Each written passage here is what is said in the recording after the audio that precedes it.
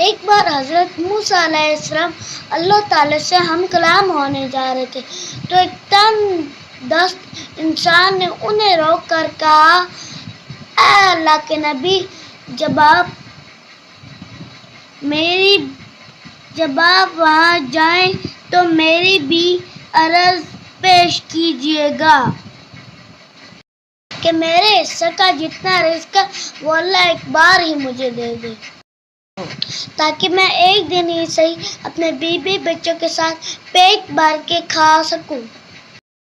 حضرت موسیٰ نے جا کر حسب وعدہ وہی عرض پیش کی تو جواب آیا، اے موسیٰ علیہ السلام، اس بندے کا رزق صرف ایک بوری اناج کے برابر ہے، اس لیے اسے تنگی کے ساتھ دیتا ہوں کہ ساری عمر اسے رزق ملتا رہے۔ آپ نے واپسی پر وہی جواب سائل کو دے دیا۔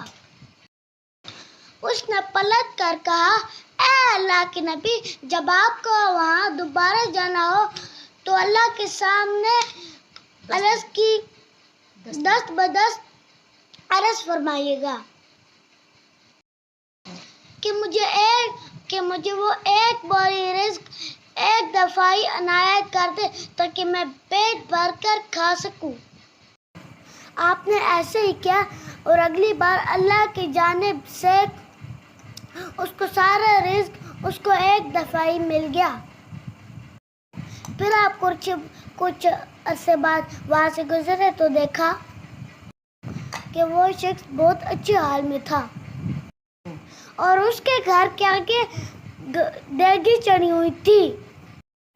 آپ کو حیرت ہوئی، آپ نے جا کر اللہ سے عرض کی، اے باری تعالیٰ، آپ کا کہا پتھر پر لکیر ہے، مگر میں اتنے عرصے بعد گزرا، اس کا رزق تو ابھی بھی جاری ہے، بلکہ بہت اچھے طریقے سے مل رہا ہے۔